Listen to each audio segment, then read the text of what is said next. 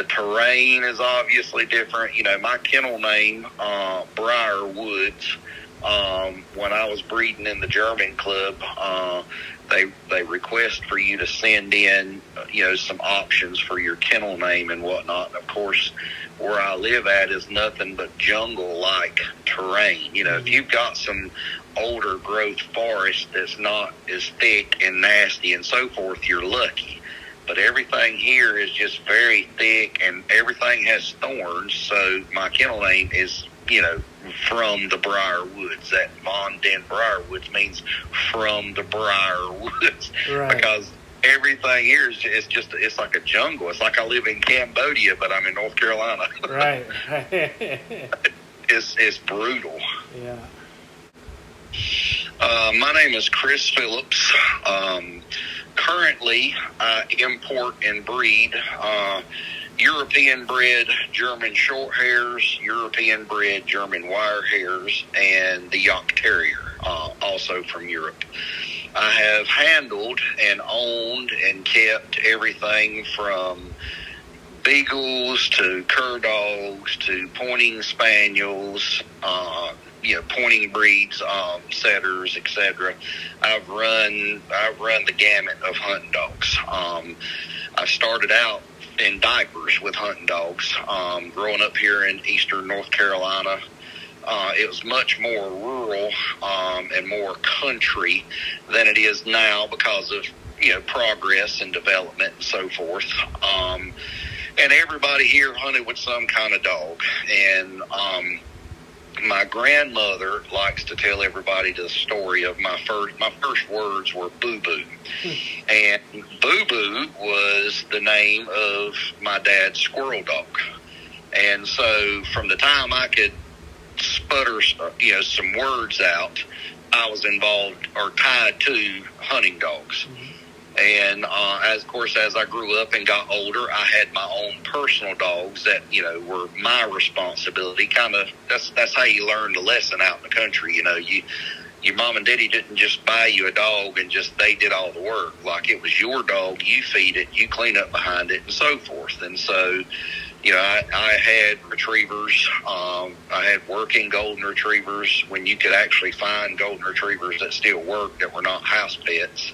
Had Labradors, had Chesapeakes. Of course, me and some buddies had some rabbit dogs when we were in high school, college age. And about the time I was around, 21, 22, somewhere in my early 20s, I got my first German-bred dog. I got my first Draher, first German club, German wire hair. And from that point on, I just never looked back. Now, I do have some American dogs on my yard. I've got various breeds of hounds that I use for bear hunting, and I've just recently gotten back into the tree and cur dogs. I've got some Kimmer curs out of East Tennessee that I'm planning on turning into bear dogs, hopefully. And I've got some mountain curs out of Wyoming from a man who specializes in big game, mainly mountain lions, and I'm hoping to turn them into bear dogs. I'm going to try and experiment. Going to try to make cur dogs into bear dogs without the use of hounds. And of course, like I said, I've got my European dogs, my wire hairs, my short hairs, and my Yak Terriers. And I've been messing with the European dogs, like I said, for half my life. I'm in my mid 40s now, and I've tested and bred within the German system. I'm also now in the NAVDA club. I resigned from the German club and went over to NAVDA, and I breed in the NAVDA club. And the NAVDA, what that stands for, is the North American Versatile Hunting Dog Association. And it's a very similar system to the German system. And the difference is NAVDA does not restrict a person's breedings and what they want to breed or what they deem they like that they want to breed. And in the German system, all the German clubs for the different breeds, for the Weimaraner and the DK and the DD and so forth, they have restrictions on what's allowed to be bred, whether it be via disqualifying faults from physical issues, or whether the dog just does not meet performance standards. And so there's a little bit of difference there. And I prefer select European blood. Not everything I buy from over there I like. So because I've done this for so long, I've made a bunch of connections over there. And I have certain types that I like. I like a rougher dog, a more robust dog. A lot of these dogs now, especially the American ones, the AKC, UKC dogs and so forth, a lot of them are not what they once were. And obviously this deviation from what the standard actually was when it was created over time. So a lot of the people that have these dogs are mostly bird hunters, some waterfowl hunters, and the occasional guy here or there to hunt some small game, rabbits and so forth. But for the most part, in general, most of these folks are not utilizing these dogs like I do. Everything from the dove field Labor Day weekend, which we just had, all the way to the Briarwoods, and every piece of game in between dove birds and bears my dogs see. So we beat the bushes hard. We hunt everything. That's who I am. I go back and forth to Europe and hunt and see dogs and select dogs and so forth. But that's the gist of my operation is I'm breeding a type of hunting dog for a select hunter that wants the horsepower and the aggression, etc. That is not just looking a bird dog. Well, the training business and the breeding business is an extremely rough business to be in, because if you're trying to do it right, it costs a lot of money and it takes a lot of time. The issue with working dogs and hunting dogs in America, in my opinion, is people don't hold their dogs to any standards.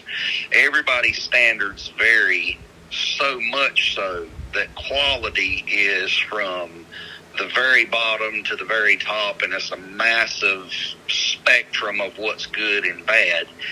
And so for me, I have to be very peculiar about what I keep, what suits me, what I breed, and I'm very peculiar about to whom I sell to. I tell 5 times as many people no as I tell yes when it comes to selling them a dog, because most people cannot satisfy what I have, or are not going to do enough to satisfy what I have, or maybe they don't even have a job. Maybe it's somebody that's looking one of my terriers because they think they're cool because they're high drive and they're gamey, and people like that idea of having a crazy dog because maybe they grew up with a bulldog or something. But those dogs will absolutely get you in a lawsuit, attacking another dog, killing the neighbor's cats, whatever the case may be. So I have to be very peculiar in this business as to whom I'm selling to, questioning everybody. Is this the correct home for this dog or this breed? And I get people that maybe call for my terriers that may not need my terriers, but maybe one of my wire hairs or my short hairs may be better suited. Mm-hmm. So there is a whole lot of, ciphering through people, emails, messages, phone calls, and that's just the selling point. And of course, again, going back to what the situation is here in America is, let's be honest, probably 95% of the people breeding a dog of some kind will sell to the first man with money in his hand. Mm-hmm. And that's just not how to go about it to maintain anything, or to build a reputation, or to keep anything the way it's supposed to be. That's the reason why so many dogs have gone downhill in the United States, is they're just bred by anybody and sold to anybody. And being that training is another aspect of my business, taking in hunting dogs from all over the country, I see that in client dogs now. And I speak very openly with a lot of my client dogs and or their owners, and we discuss, my dogs and my type and what I expect versus theirs and so on. And a huge portion of my clients do not need the type of dog I have. So the dog that they have may be better suited for them, but it's a much, much, much lesser bred dog than what I have, which in turn leads to, issues in training, issues with speed of development, just how good is this dog? So, so there's some quirks that come into play as far as, when you're offering a service to somebody and they see your dogs and see what your dogs do, and they go out and they buy the same breed, but it's not the same quality of dog. And then there may be some expectation that this is the level of performance I want, but there's no way you're going to get it. Mm-hmm. And I talk a lot on social media and to various people in conversations, and I explain to them in different, different metaphors or whatever, there's a lot of good high school athletes. There is a lot less good college athletes. There's even a lot less good professional athletes. And then there's even less Hall of Fame quality. Mm-hmm. So when you start talking about dogs and how that translates into dogs, the genetics and the breedings and so forth behind all of these working dogs, no matter what kind of working dog it is, the program behind that, how the genetics that lies behind that is what you're going to end up with a dog. It doesn't matter if you're Jesus the dog trainer. There's only so much that can be done to fix an average bred dog. So, and again, most folks are okay with it because they understand that they don't need the next level type dog. They don't need a dog like I need for the type of work I do, hunting all the time. My dogs see game all year because even when we're not hunting, I have game at my disposal for training and so forth. So my dogs are working all year. There's no such thing as we hunt 3 months out of the year and we rest a while and then we train during the summer to get ready for fall. Like, we work all year. So there's a lot of different aspects to this business. The money aspect, trying to be affordable for the general public, especially right now and with our situation with the economy the way it is under this administration, and obviously the value of a dollar with inflation. So you're trying to be affordable and trying not to actually raise your rates on puppies or training or whatever. And at the same time, you still got to make enough money, because this business, I tell a lot of people, to be in my business with the way things are, if you don't have a stack of cash sitting around at your disposal to keep things afloat, whether it be you need new kennels or, that pallet of dog food. A pallet of dog food for me is $2,500. My new kennels, if I order new kennels, I've got a company that welds my kennels. They're welded steel.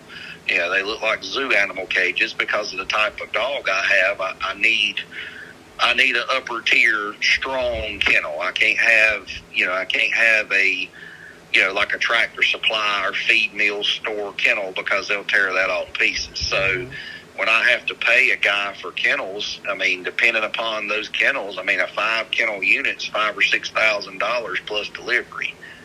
So, so you're talking about almost $1,000 or so per run per dog.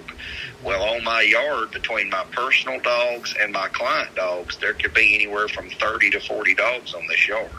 So, in other words, I've got $30,000+ tied up in dog kennels. Mm-hmm. So, it's not what people think. Now, some people that have money backing them, maybe they come from money, maybe they married into money, whatever the case may be. You to do this right, you have got to have a lot of money, at least coming in and out. Important.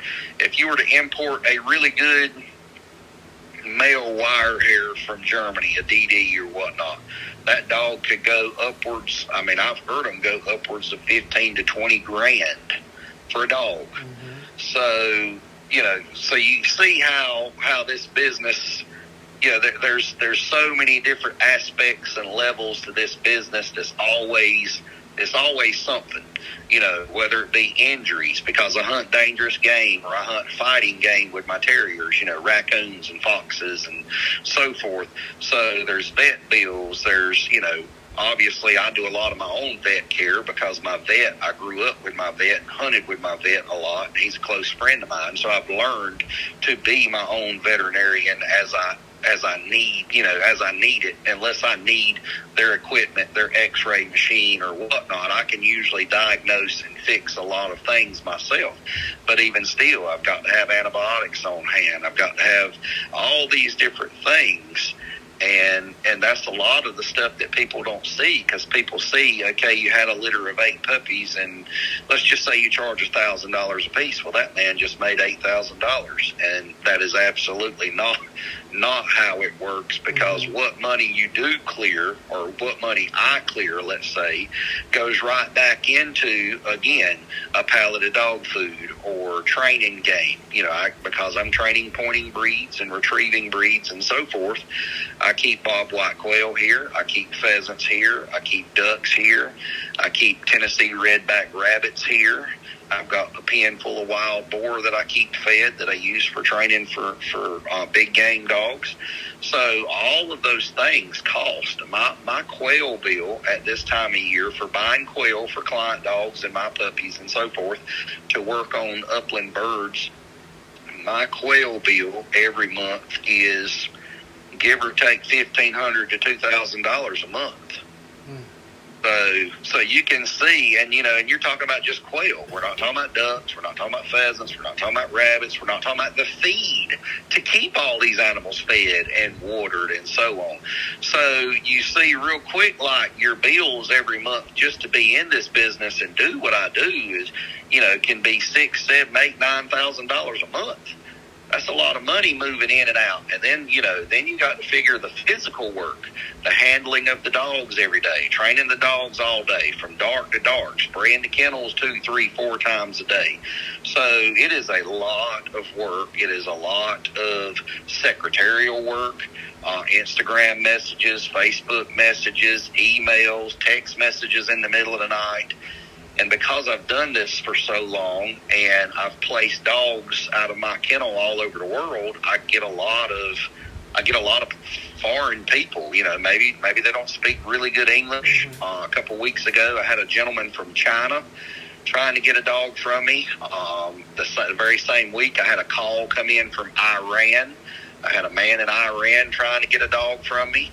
So there is a lot of moving parts and so forth in this business, especially if it's a big business and that you are, reasonably reputable or whatever. There's just so much that goes into it that people don't see every day, because they feel like, I think a lot of people see a dog trainer as somebody who just kind of gets up, puts his clothes on, goes outside and plays with dogs all day, and that's it. With social media or whatnot, discussing what you were just talking about is what I call the eye test.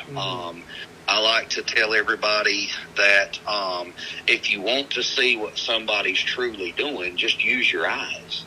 It doesn't take a whole lot. If you're researching and you're looking, let's say you want a German short hair and you want it to be as useful as it can be.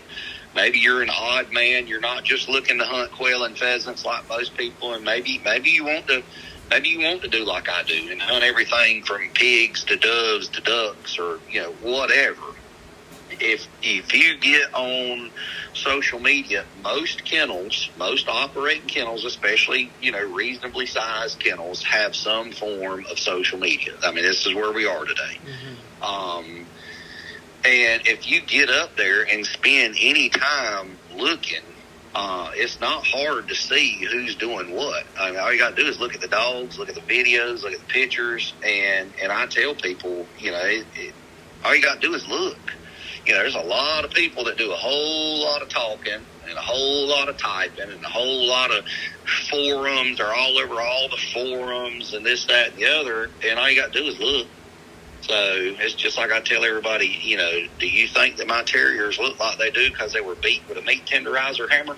They're getting used, they're getting worked, this is a story that's not necessarily something, to kind of be proud of per se, but it's something that happened. It was real life. I don't get very much time off in this work. As I said, it's all day, every day, 24/7.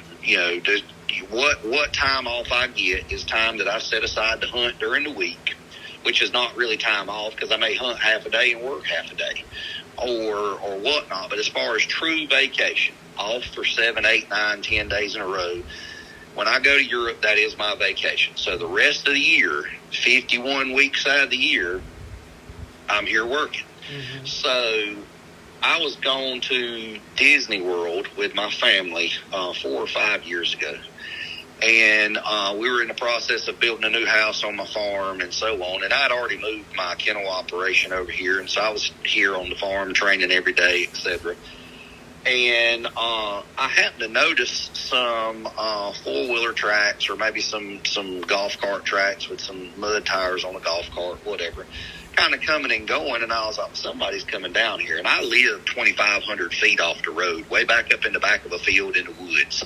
And so, in other words, you've got to absolutely trespass to come back here to see what I got going on. Right. And so we were going to Disney World, and I had a friend of mine who has several dogs from me that he's gotten over the years, and he was handling my kennel here, feeding and spraying and, hanging around, doing what needed to be done. And when I got back, I had a big old yellow note hanging inside of my kennel building.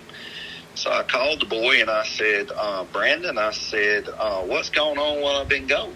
He said, I don't know what you're talking about. I said, did you not see that big note that was hanging above the feed bins? He said, no. And it was a note from Animal Control, and the Animal Control and the Sheriff's Department had been out here snooping around my place because I got reported for raising and training fighting dogs because of what my hunting dogs look like because they get used. Facial scars, et cetera, because this was when we went to Disney World, was in the middle of our hunting season. So those dogs had been being used. So they were chewed up, they were banged up, they looked exactly like what they should look like if you're utilizing them. And so, of course, we ended up having to, have a discussion with them, and they obviously asked some questions and found out, hey, this guy's not doing nothing wrong. This guy's just got hunting dogs, and he actually uses them, so leave him alone. And nothing ever come of it. After we, had our day with them and whatnot, they figured out what the deal was. But with that answers your question, and it answers what I'm trying to say with the eye test. With the eye test, that's all it takes. There's a lot of people that do a lot of talking and so forth on the internet. All you got to do is look. Yeah. And there's so much stuff that I do not post because of content. Like, if I posted everything that my dogs did or got a hold of or caught or whatnot, there's no way I could even have social media. So, and I've got witnesses and plenty of witnesses that know, that have seen or been a part of something that has happened, and they're like, holy smokes, did that really just happen? Whatever it may have been. I've told people, I've got cell phone videos from people who have bought terriers from me, and even some of my other dogs, but one of them is this particular guy in Maryland who owns one of my yacht terriers, and that dog has become a master at running down and catching and killing deer. You're talking about a 23-pound dog running down, and got video of it, got proof of it numerous times. And what he does is, I guess those deer are just oblivious to the fact that he's gaining on them so fast. And where he lives at in Maryland, they don't have a whole lot of options for really getting away. Like here in eastern North Carolina, you're in hundreds of acres of timber. You can get away. You can create distance and get away from that dog. And this jucker runs them down, grabs them by the throat, kills them like a wolf, a 23-pound dog. Mm. So, and that's stuff that when you tell people that, no, that didn't happen, no, that didn't, and we got video of it. We've got video of it. So, and, I've had it happen with one in Pennsylvania, and, just different dogs doing different crazy feats that people would be like, no, there's no way that dog did that. And I'm like, oh yeah, I'll show you. So I had a gentleman here recently that said something about he was looking into my dogs and he wanted a turkey dog. And what a turkey dog is supposed to do is run into a flock of turkeys, spook them, let them scatter, and then come back, and y'all sit down against a tree and you call the flock back, and then you shoot your turkey. Well, I got to telling him, I was like, man, I don't trust any of my dogs to be a turkey dog. I said, could they be trained to be that? Yeah, probably. But, I feel like you might be, biting off more than you can chew for that. And he said, what do you mean? I said, well, I just had one last week run a turkey down and kill it. Like, caught it in the woods. The turkey couldn't get enough air to get out of the air fast enough before the dog run it down, caught it, and kill it. And I don't know if you've ever seen a wild turkey run or fly, but they're not slow. Right. They're not slow. And this wire-haired dog run through the woods, and as he was getting flight, snatched him out of there and killed him. I've got plenty of evidence as to what I have, what I breed, what I do, all the time and effort and the travel and the money. Like I said, I'm going back and forth over there looking at dogs, selecting specific dogs for a reason. Like with my terriers, most of my terriers are working champions of multiple countries in Europe. They're not just average dogs. And, of course, their pedigrees are full of legendary terriers from the early 2000s on into the 90s. And, some of them go back as far as the early 90s, which, at this point is just 30 years ago. So that, what I have is really old school blood in a lot of my dogs in all three of the breeds that I mess with that are my go-to. Because, again, my hounds and my cur dogs they're just for my pleasure for hunting. They're not necessarily part of any kind of financial gain or anything as far as my breedings. My breedings for the public, for my hunting use, etc., to sell to the public are my short hairs, my wire hairs, my York terriers. My other dogs are just for my hunting. Now, if I have puppies off of, let's say, a hound litter, they're cheap as dirt because that's what hounds are. But they're not part of my actual operation. It's more for my pleasure. Right. So, but yeah, what you're getting at is, with people not understanding, people just have no clue the difference in what it's like. I mean, my issue is breeding. Like, people don't realize, breeding is something that should be natural. That's wild animals breed all the time, You shouldn't have no problem with breeding. But I've got dogs that are so hunt-driven that I can't get them to breed. I've got to tie down the female, tie her to a post, and then get the male, or either hold the female and put a leash on the male so he don't run off. Like, I just made a wire hair breeding, 10 days ago. And the first few attempts we made, I let the male dog out, and he struck out and went in the woods and went hunting. Was gone for 20 minutes. And I'm like, she's right here flagging. Her tail was flagging. You can see her rump muscles moving every time he would put his nose there. And you're like, she is as ready as she's going to get. And he strikes out and goes hunting. And so that is part of my dilemma. I've got a massive amount of people wanting puppies, and I try to explain to them, like, you have no idea what it's like trying to breed dogs like this. And I can only imagine maybe the comparison being the old game dogs when they had to put them in breeding stands and so forth, for issues of aggression or whatnot. I can only imagine things like that. But, like, they're so hunt-driven that most of them just don't even care, like, whether it be the male or the female or even both. And then, of course, you jump for joy when you get a breeding, like, thank God, finally, I want these puppies so bad. And then the other factor that comes into this, which I, talk a lot about again on social media with people, is, you see, and this goes back to what you were saying with the pet dog people and even the working dog people who don't really work their dogs. You see these litters of 8, 10, 12, 16 puppies, and the mama is raising, 13 out of the 16 she's raised or whatnot. And very, very, very rarely do I ever see anything like that. And I tell people, the only science I have behind it is my own claims. But for me, I look at it like an old boxer or an old NFL guy. Those guys, when they get to be 45, 55, 60 years old, they've been beat up their whole life. And when you figure, quote unquote, the dog years thing, if a dog is, let's say 7 years to our 1 year, let's say, whatever, when that dog is 4 years old and has been worked and been beat on and cut up by pigs or swatted by bears or chewed up by a fox or a raccoon 24 times, I believe in my mind, despite how good of the diet they get and the vitamins that they get, keeping them on antibiotics as necessary, I believe that plays a role in my breeding success as far as the volume of puppies and raising the puppies, because my dogs, they spend their life working, so they're like an ex-NFL player. They've been beat on their whole life, and they've managed to survive, because I get a lot of dogs killed, but they've managed to survive. And now I want this particular litter that I deem, is probably going to be amazing. I want a puppy out of this. And she has 3. Mm-hmm. Yeah. And people don't get that. And I tell people, all you got to do is look at the guys that are pumping out 8 and 10 puppies all the time.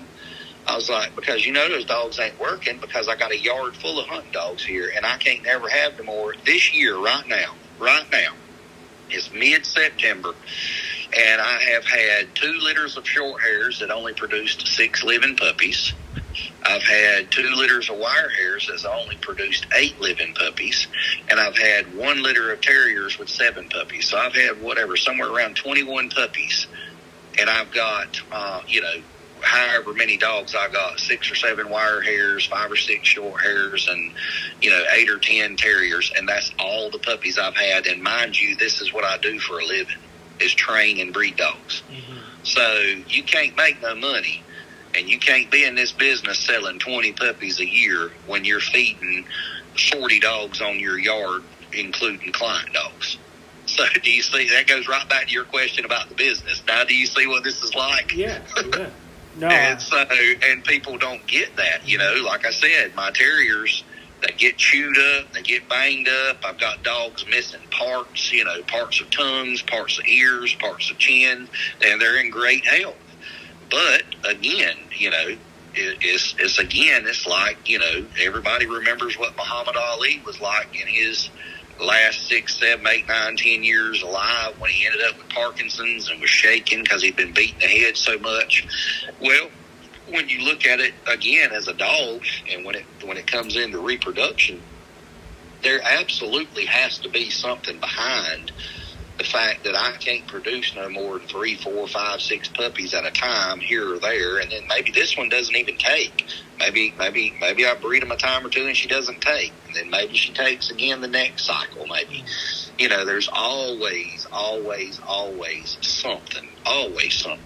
Right. And again, like I said, I'm feeding good food, feeding high-end food. My dogs are on supplements, vitamin supplements.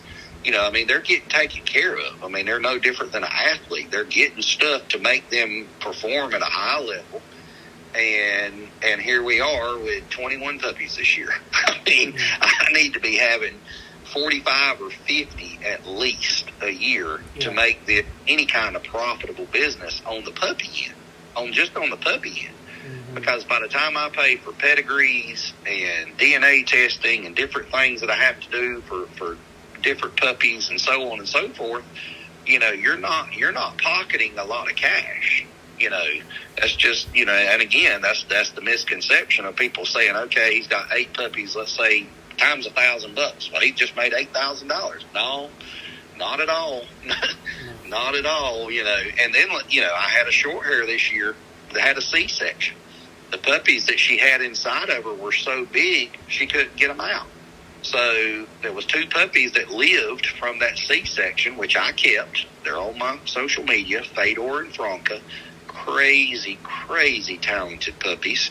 And those two puppies, the C-section cost me $3,000. So basically, I just bought those two puppies back and put in my yard, because what I paid for that C-section is what I would have sold those two puppies for at $1,500 a piece. Right. So I just bought my own puppies. Yeah. So again, no money to be made there. Yeah. Yes, because like I said, it's just there's money going out left and right. I've got a puppy here right now that it's a small litter of wire hairs. It was 4 wire hairs in there, and I had planned on keeping a male. And all the deposits I had more males than I had females. So I ended up having some guys switch. They wanted to switch to go ahead and get a puppy, so they got females. So the first guy on the list, instead of me being, the asshole breeder and keeping the puppy, I said, okay, the puppy's yours. Well, I get that people live lives and have busy lives and jobs and so on, but this litter's been going off of my yard for a month now, and this puppy's still sitting here waiting on this guy to get this puppy, and we've already added a couple vaccines. He's been eating food every day, not to mention he's the biggest dog in the litter now. So he's eating me out of house and home. He's costing me in vaccines, and it won't be long he'll be old enough for a rabies vaccine. Like I've got all this stuff going on, and I'm like, man, you are costing me money because you hadn't even paid, there's no room and board here, you just got a dog sitting on my yard that, that I hadn't even had the balance sent to me yet, and I talked to him yesterday. And like I said, I have nothing against him, but this is costing me, you are killing me, guy. Yeah. So, I'm still feeding your dog, taking up a kennel that I need for my dogs or incoming client dogs or whatever. And like I said, if you're not prepared for that and cannot manage that and have the space for that and the money for that, then this is a really tough business. And like I said, I see a lot of the folks in this type of work, especially in the hunting dog realm, the ones that are reasonably successful with it, maybe have some money somewhere, if you know what I mean. They married into money. Mom and daddy's got some money, whatever. There's some backing there. There's more than just one guy who started out on a whim, you know what I mean, on a dream. Yeah. And, of course, all of them will tell you that this has been my lifelong dream and this, that, and the other. But in reality, your mama and daddy are millionaires, Yeah. I know how you built that 2,500 square foot kennel building, and it won't money out of the piggy bank, So, like I said, this is a really tough business to be in. So you've either got it from the start, some way, somehow, however you got it, or you've got to grind like there ain't no tomorrow. And, one of the funniest things I see is having done this for so long and like I said, have some form of notoriety with people around the world, and watching people that haven't done nearly what I've done get sponsorships from food, sponsorships from e-collars, sponsorships from supplement companies for dogs, all this different kind of stuff. And I'm like, obviously that hits home, you don't want to be the jealous guy. Yeah. Nobody wants to be the jealous guy, but I'm like, look, guy, I'm well beyond having earned this. And have you not seen what I got on my yard? And so, it is what it is. And like I said, you're taught you should know, not to envy somebody and so forth. And it's not necessarily envy of them as much as it is, what are you guys looking at? Again, where's the eye test here? So, and a lot of it is nothing but marketing. And I see it on social media. I discuss it on my social media all the time with people about how, some of these dog kennels and dog breeders and so forth become insta-famous. And you're like, I don't even know who they are. I mean, I got people in Iran calling me for a dog, and I don't even know who these people are. Yet they've got half a dozen hashtags to different companies that they're dealing with. Yeah.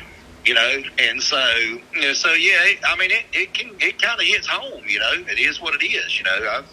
One of my trips to Europe, a couple of years ago, I was put on the news. I was interviewed on their news over there about my trips over there and my dogs and my hunting and so forth. And so I kind of like to tell everybody, when they ask me different things, and we kind of start talking about this and marketing and money and so forth. I said, I'm the most famous, unfamous man you know. And so, and really, that's absolutely what it's like. That's absolutely what it's like, because I see it, and of course, anybody that looks at social media knows that these hunting companies and so forth, it's all marketing. It has nothing to do with knowledge, experience. No, it has nothing to do with nothing. Look at the fishing world right now. If it ain't a girl in a thong bikini on a boat floating somewhere on the Florida Keys, then you don't know how to fish. That's just what it is. And it goes the same hand in hand with dogs and everything. That's what it is. That's what the business has become. And so everything revolves around money. And when people got it coming from different avenues or whatnot, you're doing all right. But when you've got to grind for it every day, man, it's tough. It's tough. So, and that's what really, that really irritates me as well, when you tell somebody that you charge $1,000 a month for training, or, $1,500 for a puppy, and they think that that's too much. Yeah. So I'm like, the parents of this particular breeding right here are, let's just say the parents are worth $20,000 between the two of them. Like, these are really, really accomplished dogs or whatever, from phenomenal lineage, and you're griping about a $1,500 puppy that, in the grand scheme of things, I'm not going to make a whole lot of money off of, because that money goes right back to buying dog food and buying kennels and buying training game and, equipment, whatever it may be, bird launchers, e-collars, whatever. So it's absolutely not what the public sees when it comes to working dogs and working dog kennels and so on. Because, like you said, if you do it right, there's a lot of time, there's a lot of blood, sweat, and tears. I come in, it's getting dark here now, a little earlier. We're getting into the fall. It's getting dark somewhere around 7:50, 8 o'clock now, something like that. And I'm coming in at, 8 o'clock at night every night. I'm not working a 9 to 5. I'm coming in at 8, getting up at 6 o'clock in the morning as soon as the sun rises, and heading out to feed and clean and whatnot, kennels, whatever. And so I'm working at minimum 12 to 14 hours a day every day, and that doesn't include secretarial time. Right. Answering emails, answering messages, so on. Like I said, this goes on all day. I get phone calls from other time zones. People will call me at 11 o'clock at night. Well, where they are, it might be 8 o'clock in the evening, and they're just sitting down good, and they want to call. So I had to get out of bed and go answer a phone call. So is this a family affair? Does your family help you out? No, my wife is a school teacher. Okay. My son, he's 9 years old, and he likes the aspect of the dogs. He likes hunting with dogs. But he's a 9-year-old. Yeah. Today 9-year-olds are all over the place. You got to drag them outside. And see, when I grew up, I was never inside. I got in trouble for being places I shouldn't be, alone in the woods, so far away from home, because I was outside. You know what I mean? You're not big enough to be down here on the river fishing by yourself at 7 years old, or or whatever. And my son, like I said, if I can get him outside, he's all about it. He's all about shooting guns and so forth. But again, he's your modern day 9-year-old. He likes the TV. He likes, playing the games and all that kind of stuff. But if you get him outside, he's fine. He loves hound races. He loves chasing bears, things of that nature. He's not very much into the sit and still type hunting. He just, because obviously you got to sit still and be quiet, Yeah. So if it involves some action, he's all about it, because he'll ask me at least once a week, when can I go run bears again, and so on. So anyway, but no, my family doesn't really help a lot. So you're looking at it. You're looking at a 10-man crew right here. So that's it. And again, a lot of people say, well, hire help. I'm like, no, I can't afford to hire help. It would be a tax write-off, because it would be payroll. But I can't afford to pay somebody an honest living wage to do what I do and then profit and be able to keep my business afloat and my household afloat. It's not possible because I don't clear that volume of money to be paying somebody, let's say $40,000 a year to be an assistant trainer and kennel cleaner and all that. I can't. So that tells you right there how the volume of money that goes into, what I do, because I don't have an extra $40,000 a year to pay an assistant. Well, again, it goes back to the folks that I know that have help. They charge more, they get more, they have a little different clientele. Again, the retrieving world, most of the Labrador Retriever guys are weekend warrior hunters for the most part. They hunt ducks on the weekend or whatnot. Some of them travel out of state and shoot ducks and geese or whatnot, but most of those guys are like businessmen, so they've got good jobs, making good money, and they don't bat an eye at paying $1,000 a month for training, and they don't bat an eye, paying this man $6,000, $7,000, $8,000, $9,000 for a dog.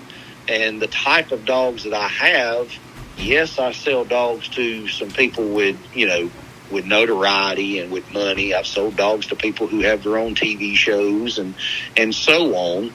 But a lot of my dogs are going to hardcore guys that are just average Joe guys that actually get out there and beat the bushes. And those are not the guys that make $150,000 a year at their everyday job. Now, some of them are, but in the grand scheme of things, that they're not, Right. And so my pricing has to reflect that. You know what I'm saying? So, and I plan on, like I said, when the economy gets itself back right and everybody's not kind of pinching dollars and whatnot, that I'm going to go up on my puppy prices and I'm going to go up on my training prices because I'm putting out too much of my own money to make your dogs better. And so, but again, like I said, some of these guys, I know several guys myself right now that have 2 or 3 assistants.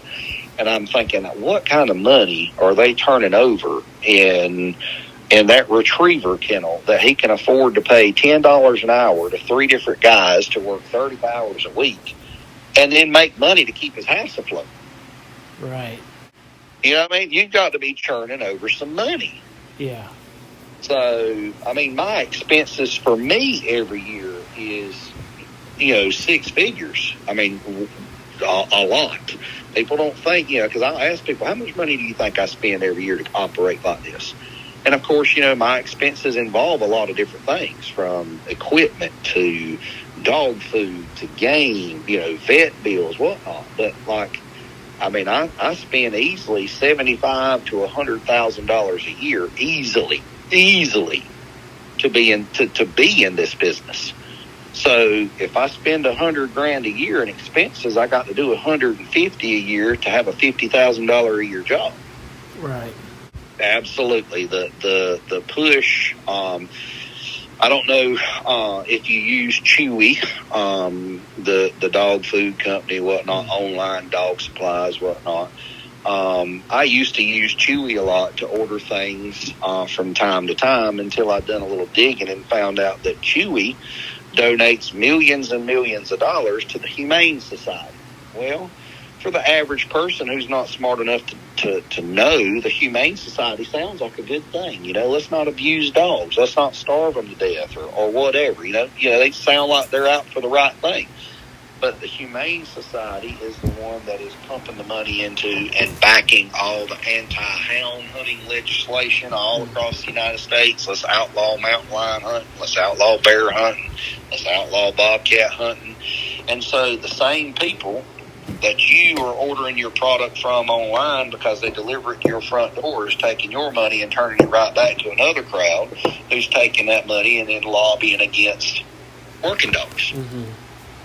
So, and again, if people don't start to notice this kind of stuff and stand up to this kind of stuff and be a part of it instead of watching it happen, you're going to see it go away. And that's what's happening is you're seeing the demise of all the working breeds. You're seeing lesser quality.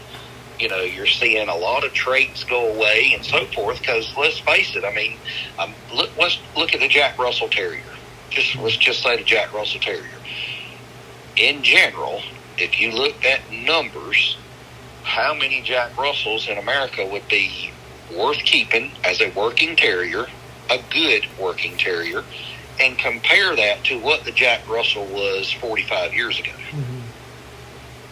I mean, think about that. Yeah. I mean, there's no way they're even close. There's no way. There's no way they're even close, because most of them are house pets. There are people still working them. There are people still using them, but the ones that they're using, are they on the same performance level those were in the 1980s or the 70s? No.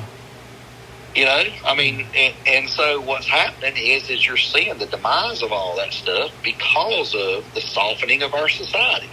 The animal rights groups, and everything now is all put on the news. All everybody's videotaping. Oh, this guy's using a terrier to kill a raccoon. We got to get him for animal cruelty or whatever. And so you're seeing that, and again, you tie that to, like we were saying earlier, ignorance and just people in general, because most people in general, like I said, they have no standards anymore. They breed anything, they sell anything. And so with that being said, there's a lot of mediocre dogs as far as working dogs being bred and sold that, people are buying hand over fist, and you're seeing working dog people being their own demise. Yeah. Well as the Humane Society and all these other, PETA and so on. So it's a double-edged sword. So if working dog people can't keep their junk straight, and then you're getting attacked from outsiders, I mean, imagine what it's going to be 25 years from now. Like I said, this business of being in the hunting dogs and working dogs and so forth is brutal. Mm-hmm. Everybody is after you always. The fans that I have, most of the fans that I have are people that I don't even know. Right. They're people that that I don't even know. Now, granted, I got a lot of friends that support me and whatnot, and I tell people, some of my closest friends that I feel like are truly looking out for me in this business and trying to help me with dogs are people that don't speak English and don't live here. Yeah. Yeah. And somebody might say, well, yeah, but that's because they're getting your money. And I'm like, well, you don't realize that some of these dogs these boys are giving me are gifts. Because I go over there and I help them with something, or maybe I send them some money over there, because a lot of people don't realize, the way the economy is now. During Obama, when the economy was just like it is now, when Obama was president, a lot of my friends and so forth in Eastern Europe were struggling, and they, hey man, can you send me a few $100, whatever. I want to have a birthday party for my son or whatnot. And I know they're not lying, because I would see pictures and so forth. And then the next time I come over there, they say, we're going to give you these 2 dogs. Right. So what for? Because you've helped us. And so forth. And of course, they would demonstrate the dogs. I'd watch the dogs or whatever. I bought a working champion female at a trial. I was running a dog of mine in a trial, and I bought a working champion female over there that was a really highly thought of terrier over there, to help the boy his family pay for his sister's wedding. So, but when you start talking about it as a business and the competition and the money and the reputation and, again, marketing and this, that, and the other, it is a dog-eat-dog world. Yeah. So, and, I try not to be involved in it, but you're never not involved in it, Yeah. No. I try to call it out as what it is and try to let people see it for what it is. But again, people today are just not smart. I mean, no. It is what it is. I mean, look at the shape we're in today. Look at our country politically, just look at every aspect of our country. I mean, we're calling men women and women men. And again, I don't care what people do in their home. I don't care what you do. But, here's the deal. This is what a woman is. This is what a man is. Cut and dry, So with that being said, that same train of thought is spilling over into everything. Just people are just not real smart about anything. When you try to explain to them something, about working dogs, or why is this dog doing this, or just whatever, they're oblivious to everything. Okay. And so when you try to explain to people again, how what you've got to do to keep yourself afloat and to fight off the haters, let's say, or whatever, is people have no idea, like no idea. And again, some of it for some people is deserving, some of it isn't. But it is a brutal world, and I know even in the show dogs. I mean, I know folks in show dogs that hate each other. They just despise each other. And of course I don't own no show dogs, but I'm in the dog business, so I see a lot of things. Yeah. And like I said, it's always, and even in the hunting community, aside from dogs, the hunters that don't hunt with dogs hate the hunters who do hunt with dogs. Yeah. Yeah. And then the hunters who do hunt with dogs hate the trappers because their dogs get caught in a trap. And I'm like, look, we're all on the same team. We're all on the same team. The trappers are trying to help, rid your bird hunting land of nesting predators like skunks and raccoons and so forth. So you got a pheasant hatch or a duck hatch or whatever. Meanwhile, you're worried because your dog got caught in a coyote trap. Yeah. Or whatever. They're all legal aspects of being an outdoorsman and a hunter and trapper and so forth. And everybody's, like here in my state of North Carolina, the commercialization of deer hunting has ruined all hunting. The TV shows, the people thinking they're going to get rich and famous for killing that one deer that's going to get them on a magazine or whatnot. Everybody is bone crazy. And by bone, I mean antlers on their head. Everybody is crazy over, I'm going to kill the biggest deer. I'm going, and it's every county across this state. Well, North Carolina is a heavy hound hunting state. Raccoon dogs, squirrel dogs, fox dogs, bobcat dogs, bear dogs, hog dogs, and not every county in the state are you allowed to run deer with deer dogs. There's only probably 40 out of the 100 counties in the state that you can run deer dogs. And those 40 counties, the reason you can run deer dogs is most of them are the more rural counties, and most of them have the highest deer densities.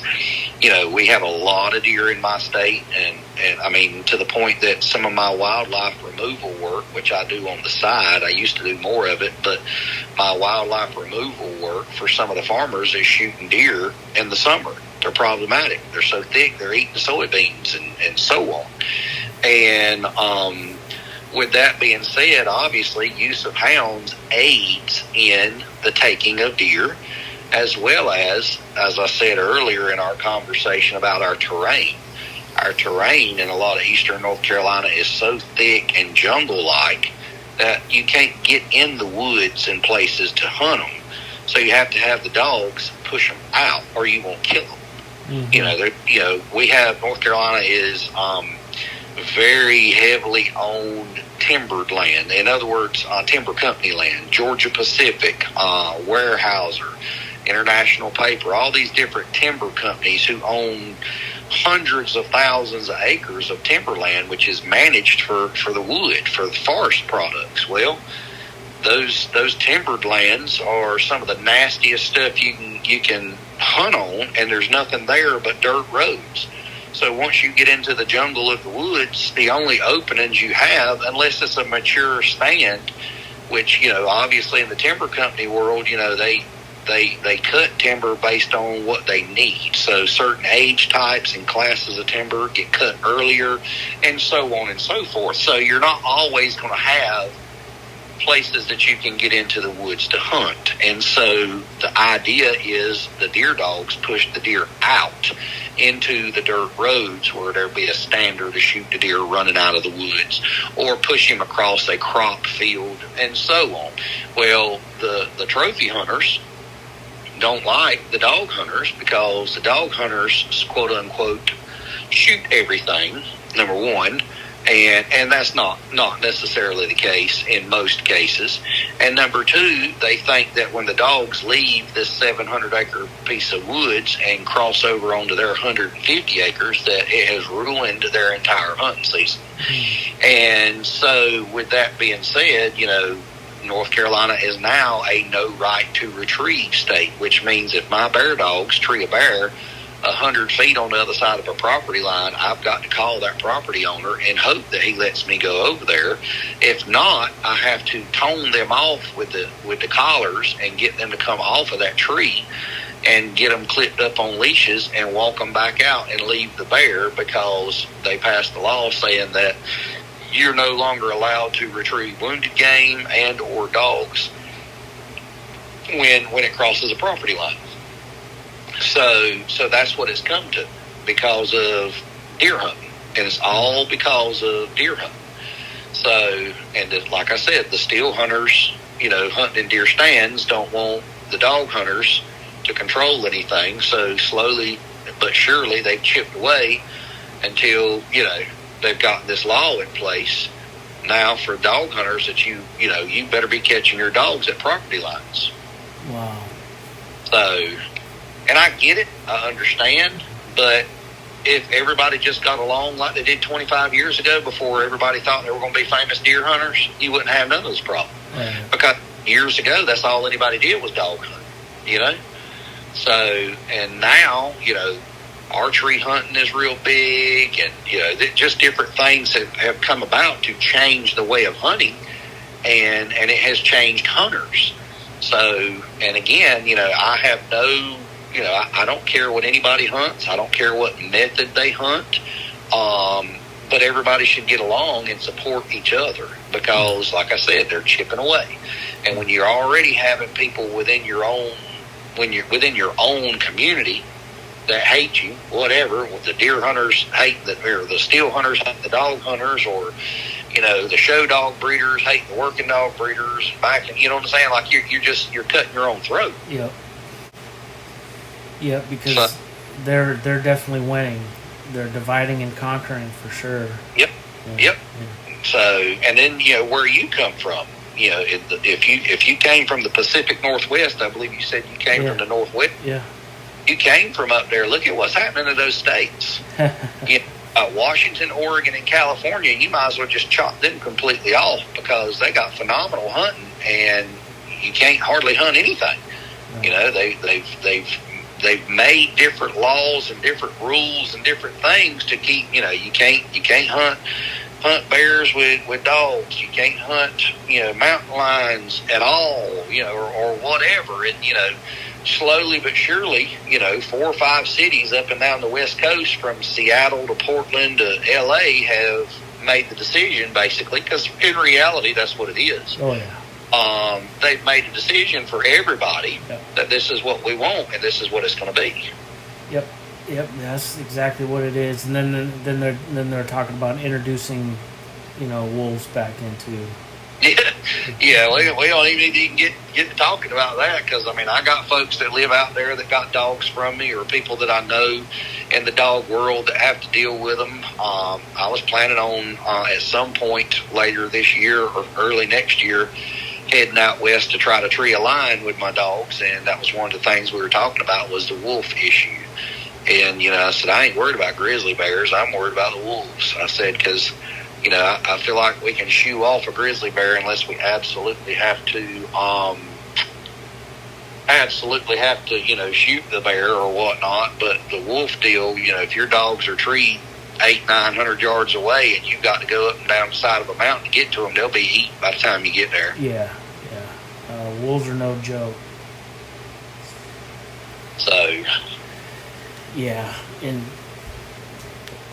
can you imagine a wolf in a running around a rural town while the little pet dogs are?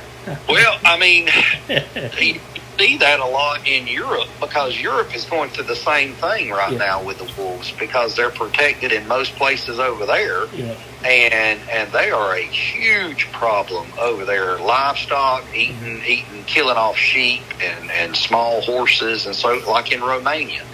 Romania was one of the few countries over there that allowed European brown bear hunting, and I think they have outlawed brown bear in Romania now, as far as the hunting of them, I think. And now they're having issues, because you're talking about a 600-pound bear. Of course, that brown bear over there don't get as big as ours do in Alaska and so forth. But, a 600 or 700-pound bear, imagine what he does to a sheep herd in the mountains in Romania. Yeah. So, and like I said, the same thing with wolves. I mean, in a lot of places over there, all you got to do is do a little digging on the internet. You can see all kinds of videos over there of wolves walking the streets. Just, walking through the streets of, Germany or Poland or whatever, just wolves, You're like, we think of wolves, we think of Yellowstone, and that's pretty much it. You think of far, desolate areas in the western states, but over there, I mean, that's something that they deal with in towns and cities and so forth. They've got enough of them, and not every country allows you to hunt them. And again, like I said, it's all animal rights people and so forth that are controlling things. That's the reason why Germany is having the issues that they're having with their hunting and their training rules and laws and so forth. Germany is cutting their own throats and has been for the last 20 years with their hunting dogs and so forth, because of all the legislation tied to, what you can do with a hunting dog, how you can train a hunting dog. The terriers over there, they no longer can do full contact training and testing legally. So in the German Yacht Terrier Club, how hard do you think, and by hard I mean hardness, how hard do you think terriers are that never get to put teeth on fox and badger until it's time to during the hunt, let's say? And of course a lot of that anymore is digging is highly shunned in a lot of countries over there, so a lot of their earthwork is not truly digging to a dog with a mouthful of fox. It's a dog going down and flushing the fox, who then bolts out of an escape hole and is shot with a shotgun. That is, quote unquote, their earthwork for the most part. So how hard are those terriers that never get to engage game? Can you maintain hardness over years when you never get to truly engage game? No. Exactly. So the hard terriers are now coming out of all the Eastern European countries that actually started with German dogs 30, 40, 50 years ago or whatever. And even in some of those countries, some of the competitions and so forth are still outlawed, but they still happen. But like I said, that's Germany, their laws. I mean, like certain places over there, you can't train but with one live duck a year or whatever. And I might go through 200 ducks in a year with different client dogs. Right. And so it's just different things that will going to end up being the demise of the abilities of these dogs. And I talk about like game dogs. Let's just whether you agree with it, don't agree with it, condone it, don't condone it, whatnot, fighting dogs, bulldogs.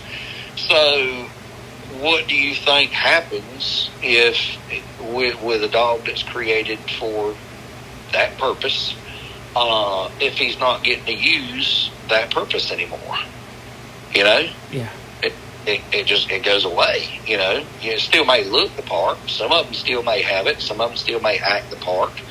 But again, with the terriers in Germany, the reason why so many of them have gone soft and are nowhere near as hard as what they were, 20, 30, 40, 50 years ago, is because it's not being maintained. It's not being utilized. When they score hardness over there, they score hardness based on its reaction to seeing the game behind a wire dividing wall. It's a metal, dividing wall there with holes in it or whatnot. And the dog is just bark, barking at that. Well, let's see what happens when that badger grabs him by the face. Does he stick with it? Does he drive in there and get a hold of him or what? You can't tell any of that. Right. All you see is barking. So, so that, that will deteriorate in the dogs with time. And how hard did those Germans work to create such great dogs? Exactly, and I've said that all these years that they have put into the creation of all these breeds. I mean, look at the phenomenal hunting dogs that have come out of Germany. I mean, look at the short hairs and the wire hairs and the Weimaraners and all these different dogs, all the European versatile dogs. Most of the European versatile dogs are of German origin somehow. Mm-hmm.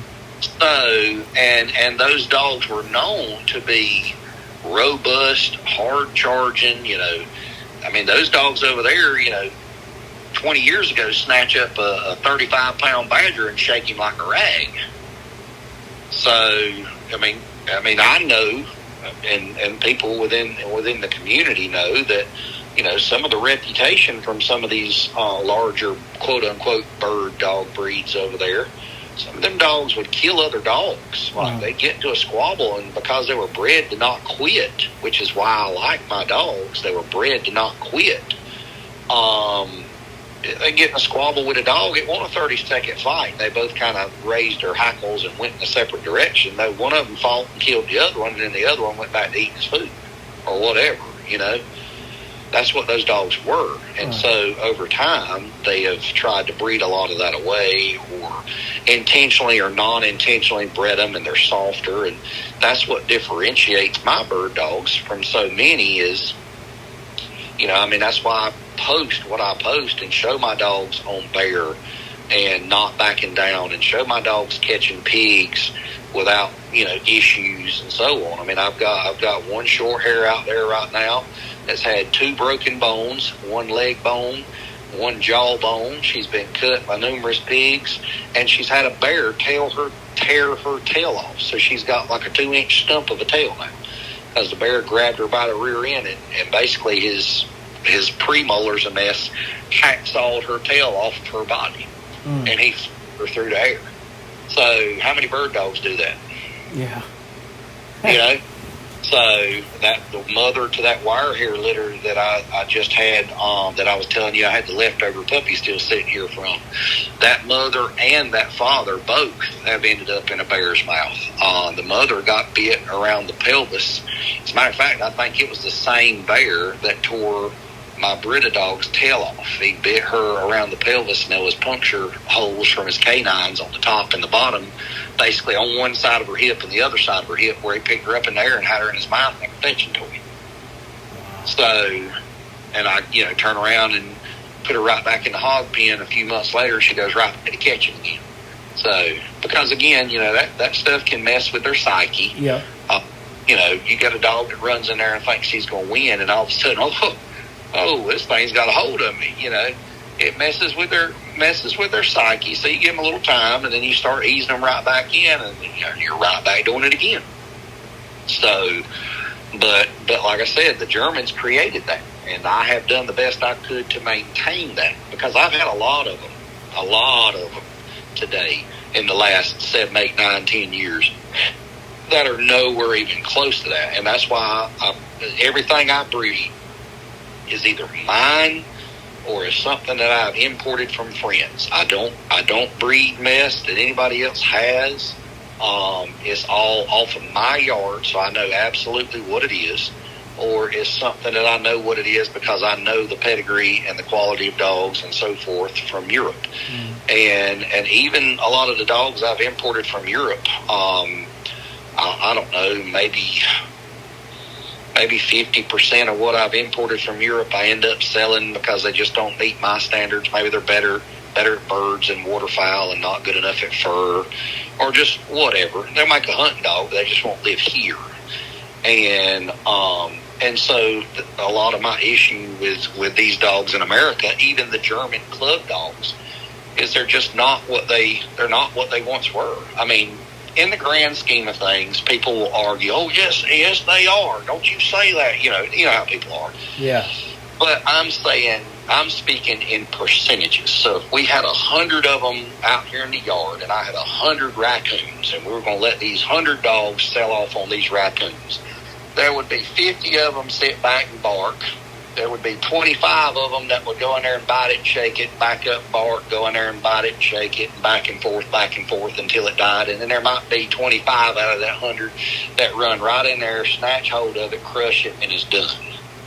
So, and again, when you try to explain that to people, because they've had one or two dogs, they hadn't seen the volume I have, but they know everything, so they won't argue with you over it. And I mean, I witnessed one dog one time that came to my house with the boy came to my house with the dog and the raccoon riding together in the dog box. That's crazy.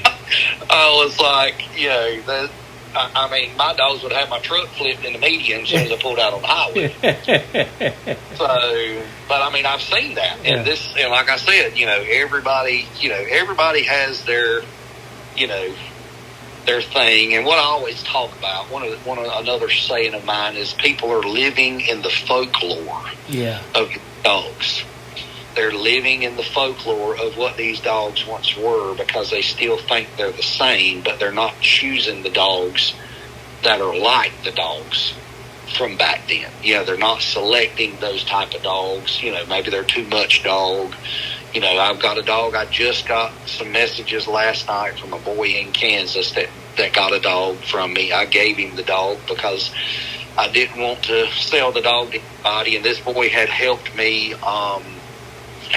doing some training, so I gave him the dog. And he moved out there to Kansas, and he wanted to use the dog on upland birds, but he wanted to hunt some other stuff, rabbits and different things. And the dog has already killed a badger and killed a couple of raccoons out there, so the dog has proven itself to be, what I said. But his issue training was the dog was not pointing like he wanted. And, of course, when you breed dogs like I breed and you're trying to maintain all of the usefulness, it's impossible to be 110% in every category. Right. You can't do it. So pointing, upland bird work will always be the weakest spot for my dogs. And it doesn't mean they don't do it, because they do. But it just means it will take more work and more training to polish that, because they're so prey-driven. So you're trying to take a dog that you want to run over there and snatch up that badger and kill it, and then at the same time tell him you need to point that pheasant. Don't go over there and try to flush it. So you can see what that's like. You're telling a bulldog to be a catch dog, but then don't run in there and grab hold of that raccoon. You know what I'm saying? Like, it's kind of it's contradictory. So when you're breeding dogs that are very prey driven and so forth, the bird aspect is usually the weak spot. Now, granted, there are some exceptions to the rule. Again, there'll be somebody argue this or whatnot, but the bird aspect, for the most part, will end up being the weak spot. So he has had all kinds of issues with that dog, because she was just so much dog. She's hot-wired. She's just go, go, go, go, go. And finally, last night, he sent me a picture, and he killed 3 wild birds. I didn't even look to see what species they were, but he had killed 3 wild birds in Kansas with a dog over a point, shoot, retrieve, done everything she was supposed to. And I sent him a message back, and I said, see? I said, it happens if you do like you're supposed to, and just ride out the storm, just get past the part where she's crazy as all get out, and put her in birds and let genetics come alive. And so on. But those type of dogs within these breeds are not nearly as numerous as what people would might try to make you believe, because they're living in the folklore, again, of back when these dogs had a reputation of killing other dogs or being man aggressive. Because even these dogs used to be in Germany, used to be extremely man aggressive, and that was one of the deals that they had here in America early on with some of these versatile bird dogs, where they could be man sharp. They bite strangers, or, you come up to the truck to talk to your buddy, and the dog was sitting in the passenger seat about to take your hand off. That was one of the things that they were known for, because, of course, back then, you're coming out of World War I, World War II, and it's just a different time. It's just a different time. Most everybody, I remember people telling me of their old yard dogs and stuff back then. They were just, even junk dogs, just random old junk crossbred yard dogs were aggressive dogs. That's just what they were. They were aggressive dogs, and what we've done is we've tried to tame that, while at the same time making people believe that it's still there. Yeah. And yes, there are exceptions, of course. There are dogs out there that are still man biters and so forth, defending their home or whatever. But I mean, in the grand scheme of things, when you talk about the volume of puppies, it's not. They're just not what they were, and that's why I've worked so hard trying to find the dogs I find, keep the dogs I like, breeding the type of dog I like, and so on. To get past the part where I'm not living in the folklore. Like, this is what my dogs do. This is why I show you every day. My dog's going from quail to the water to the pig pen to fetching, a fox or a raccoon. They're doing everything they're supposed to do, every dog on my yard. That's why you can see on my social media dog after dog after dog after dog, not just a dog. I had a guy that I trained a dog for last year that said that, when he bought his dog from a breeder that doesn't hunt, has a bunch of money, imports a lot of these dogs from Germany, sells puppies, doesn't hunt them. Of course, makes people believe he does, because that's how you sell puppies. But he even told the guy, he said, man, I don't duck hunt but 2 or 3 times a year. So when this guy asked me to train his dog, we got to talking about this, and I brought up the fact that, these people are just living in the past with these dogs, and they're nowhere near even close to what they were. And his dog was the same. The dog was a phenomenal retriever and a solid water dog, but it was nothing even close to what my dogs were in all the other aspects of work. And he owned up to it. We knew, we agreed. I mean, I carried his dog down there to my boar training pen, and his dog rubbed noses with the pig. Didn't bark, didn't raise his hackles, like, hey, I'm coming in here. Just they went over there and went rubbing noses like they were raised on farm together. So, but anyway, what he said to me, he said, the reason I chose you as my trainer was because I got to looking at all these different trainers and kennels and whatnot that everybody, was so highly touted. And he said, I could go to your page and I could look and I could see this dog's name and I could see this dog do 10, 15 different tasks. And I could go see this dog's name and I could see this dog do 10 or 15 different tasks. And I could go to this dog. And it was over. And I said, yeah, because every dog on my yard is going to be genetically predispositioned to be good at everything because of the way I breed them. I don't try to single out certain tasks to breed. It's just like in the terriers. If you breed to have nothing but hardness in the terriers, you will begin to lose maybe use of nose and locating ability, or maybe even being able to handle them, train them, to teach them anything, because they're so suicidal. They're crazy, and so they're hard to teach anything. And a lot of people don't realize that with the York Terrier, that breed is a versatile working dog just like the rest of the German dogs. It's meant to do more than just fight raccoons. I mean, my dogs flush pheasants, they retrieve ducks, run rabbits, catch pigs. I have put them on bears, but they always end up in the bear's mouth somehow. So, so I've learned, obviously, that they don't get to go unless you want them dead. That's things that people don't know, because all people are drawn to with the terrier, with the York Terrier, is the hardness aspect.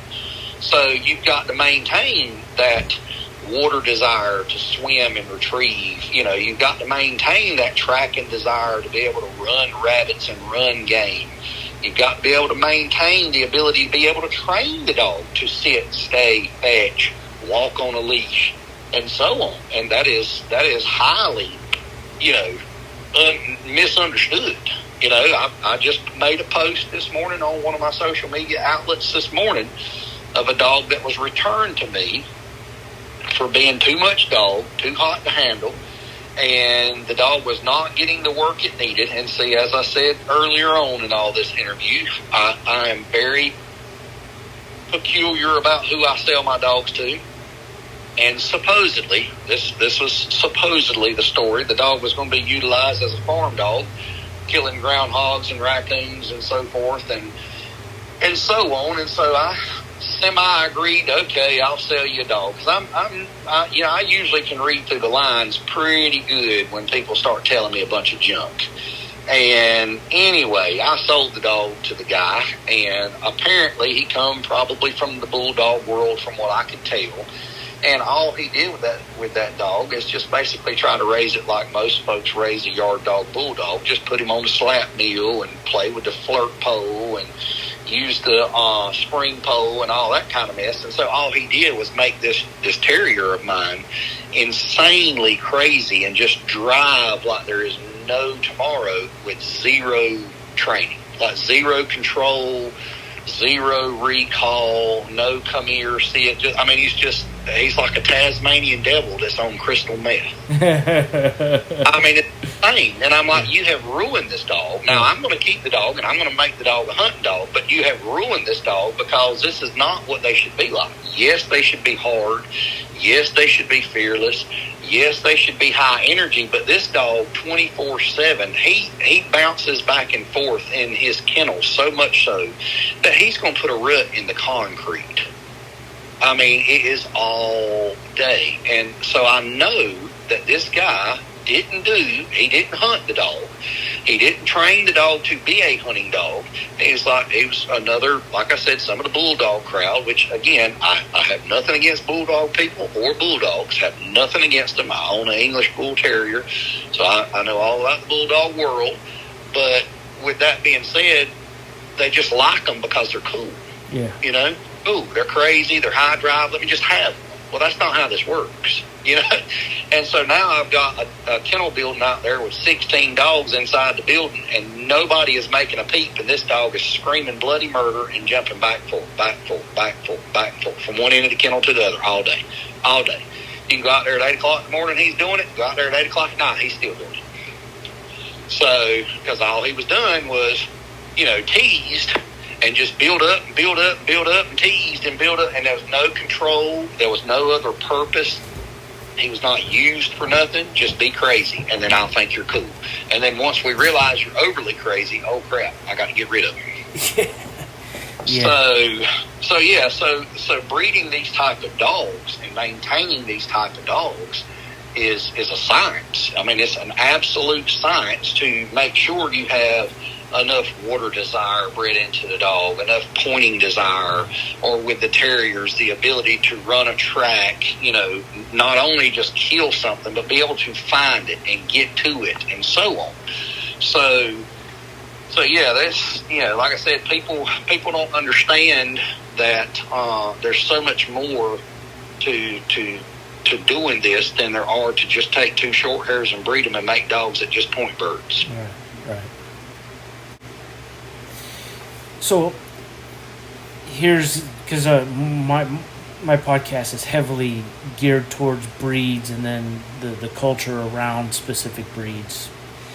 So what is the major difference between the short hair and the wire hair in your experience? Well, depending upon the breeder and the dog, it could be a whole lot, it could be nothing. Mm-hmm. With my personal dogs, I don't see that there's any difference whatsoever other than hair. Mm-hmm. Of course, the wire hair dog, the DD, the original version from Germany, the Drahthaar, one of the breeds that was used to make that, because of course all the versatile dogs were mutts. One of the breeds was the German short hair, the Deutsche Kurzhaar, mm-hmm. or Kutzhaar, depending on who you talk to and how they want to call it. But that was one of the foundation breeds for the wire hair, so it's already in the wire hair. But as far as I'm concerned, with my dogs, I don't see any difference whatsoever. With other dogs, typically speaking, the short hairs are not as robust typically as the wire hairs.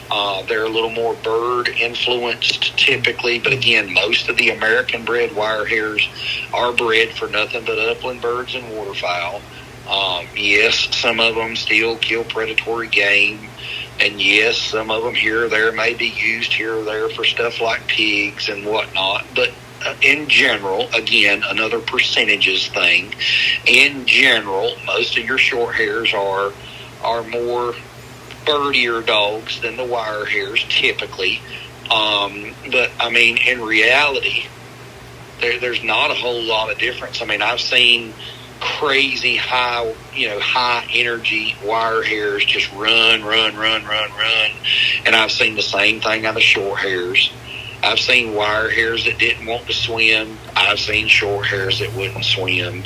And I think the biggest thing with these dogs in the American type, when you start talking about breeder responsibility or irresponsibility, is as to how these dogs differ. All the pretty women love a speckledy puppy, and all the other pretty women that don't love a speckledy puppy love a little bearded puppy. So, with that being said, there's just as many pet quality mess that I would never in my life own out there in both breeds. That there's not a lot of difference. It's just not. I've seen old bony little frail built wire hairs that should be a whole lot more sturdy and stout and muscular, and I've seen the same thing out of short hairs. But, as far as my dogs are concerned, I can put any dog down on my yard, and I can hunt ducks in the cold, even with the short hairs. I've got pictures of them retrieving in the ice. I can hunt ducks in the cold. I can trail bears with hounds. I can catch pigs. I can shoot doves. Of course, obviously there's advantages. The wire hair will typically handle the cold better than he will the heat, and the short hair will handle the heat better than the cold. But as far as ability is concerned, I can't tell you one's better than the other. I hunt with both of them. I'm successful with both of them. I hunt them solo. I hunt them together. I hunt them with other breeds. And if they're bred right, if they're bred like they're supposed to, and you've maintained it all, then you take either one of them dogs and go anywhere and hunt anything. Mm-hmm. So how do you keep the Yog Terrier quiet? Lots of work and lots of training to understand who the boss is. Yeah. So, I mean, I've got maybe 10 of them on the yard. I'm trying to think right off the top of my head. We'll just say 10. That 10 sounds good. And the only time mine make any racket is if I'm loading up dogs. If they know I'm going hunting and I'm loading dogs, and maybe I don't pick them or whatever. In the morning time at feeding time, they get a little rowdy, but they're not overly rowdy for feed as much as some other dogs are. And if they see game, like I live in the woods, like I said, way back in the back of a soybean field, so we might have a raccoon scoot through the ditch on the front side of the yard, or a possum go down on the back side of the yard where my privacy fence is, or whatever. It might be, something scoot by that they see, feral cat or whatever. And like I said, they keep most of all that stuff beat back pretty good, but occasionally we'll have something come through. But other than that, I don't have noise issues at all. Like those cur dog puppies I got are the most rowdy thing on my yard. Yeah. So they just know. I mean, they work. They know who the boss is. I give them a job, and of course, I don't hunt them as much in the summertime as I used to, because I'm spending a lot of my summertime and so forth training client dogs, etc. But I mean, our hunting season is in now, so they'll get to do some retrieving work. Dove season's in, early goose season's in, bow season for deer has come in. I'll get a few blood track calls. Sometimes I take them, sometimes I don't, because it usually ends up being more aggravation than what it's worth.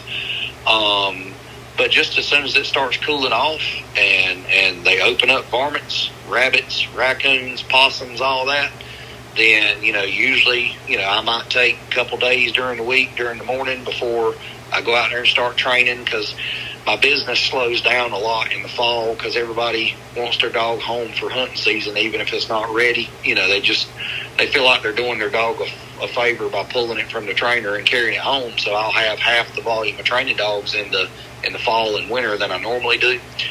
And so I'll get up in the morning and I'll hunt them. We'll go find some brush piles and some holes or some briars to run rabbits in or whatnot. and then I'll come back, put them up, feed everybody, spray kennels, and we'll start the day training. And, just depending on what's going on, we don't hunt pigs as hard as we used to. We used to hunt pigs 5 days a week. I mean, we used to hunt pigs a lot. But what's happened is the pig popularity, again, the commercialization of hunting, the pig popularity has turned everybody around here who was a landowner that had wild boar that we were hunting. They've turned everything into outfit businesses because they can get some city guy to come down here to shoot a wild boar on a Saturday, and they'll pay $300 a day or whatever. So instead of letting Chris come in there for free to kill him, let's charge this man to make a little dab of money. Right. So that's how we got hardcore into the bear hunting. Was the pig hunting started slowing down. I mean, we still got access to it, but nothing like we used to. I mean, we used to kill, between trapping and dogs, we used to kill 200 to 300 pigs a year. And now, like I said, we just a third of that or whatever. But with that being said, we got into the bear hunting some years ago and started doing that. But then, it didn't take but so many terriers to jump in a bear's mouth to realize this ain't gonna work for them. We got to go back. We got to go back to hunting smaller stuff. Right. So, but anyway, like I said, they. I mean, if you've looked and dug into them, my terriers retrieve birds. They flush upland birds. They fetch ducks. I've hunted in the ice with my terriers and shot ducks in the ice with my terriers. So they do everything that they're supposed to do, and we still do some earthwork. We hadn't done as much, like I said, this spring and summer, been busy with training, but I don't know what happened to our groundhogs around here. I've got a few smaller females that will work groundhogs. My males won't. My males won't fit in the groundhog den. But I got a few smaller females that we work groundhogs with, but the groundhogs just kind of, I don't know, they just kind of disappeared. So, and then if we get calls for fox issues in the spring when the foxes are stealing chickens from people and whatnot, we'll work that and so on. And I use them for trap line dogs. A lot of people use them for trap line dogs for locating game and so forth because their dogs won't kill the game. But, there's no fur market anymore, so I don't care about quality of fur as far as sending my dog down a trail and go down there and he's sailed onto a 30-pound bobcat or something. I don't worry about that because, there's no money in the fur market. So, if you grab that joker and kill it and tear a hole in him or whatever, it doesn't bother me because you're not going to make money off of it anyway. So, but I mean, they get to see all kinds of stuff. We caught a bobcat last year in an old car in the woods at the back of my farm. At the back of the property line, which is several hundred yards through the woods, there's an old car that somebody, I guess in my family back then, they didn't carry it to the junkyard. You just pulled it in the woods with a tractor and left it. It just sat there, Yeah.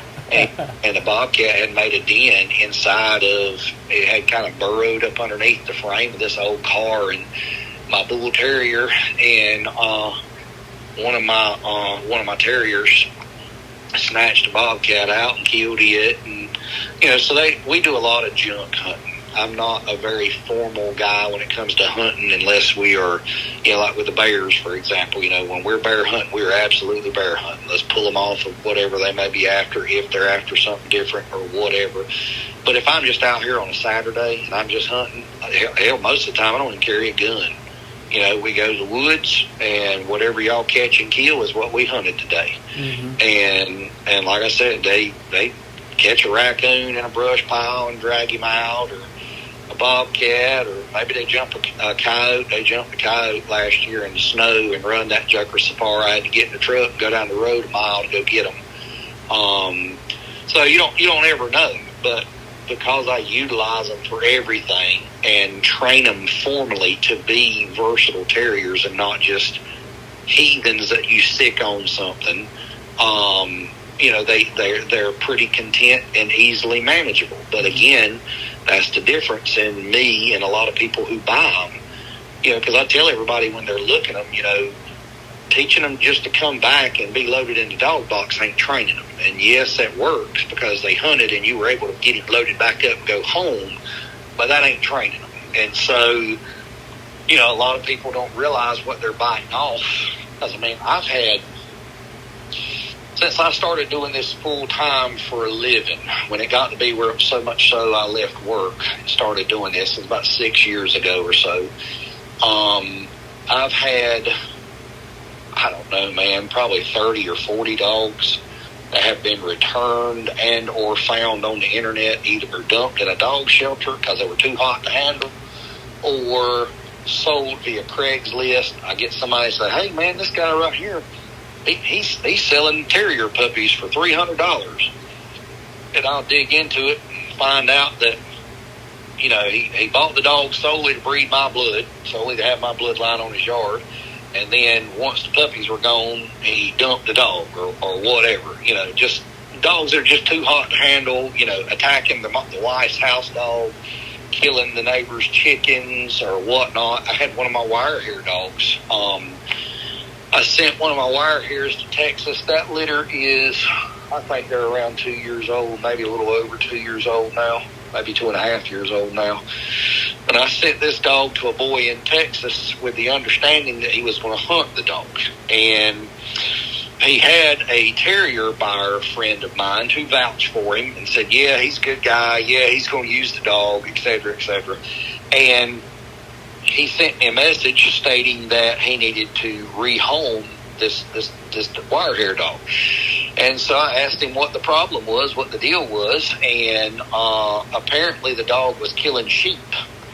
And the more I kind of started asking questions and digging, it was a matter of the dog didn't have the appropriate training, number one, so there was no control on the dog. So again, the overwhelming prey drive that I breed had overtook the fact that he was not offering up enough work and structure.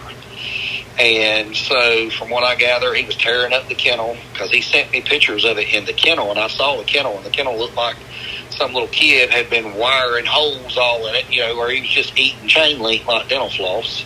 And so anyway, the dog, I sent the boy a little bit of money, because I don't ever buy these dogs back. I take them back. I shouldn't have to buy your problem that you caused when I warned you ahead of time.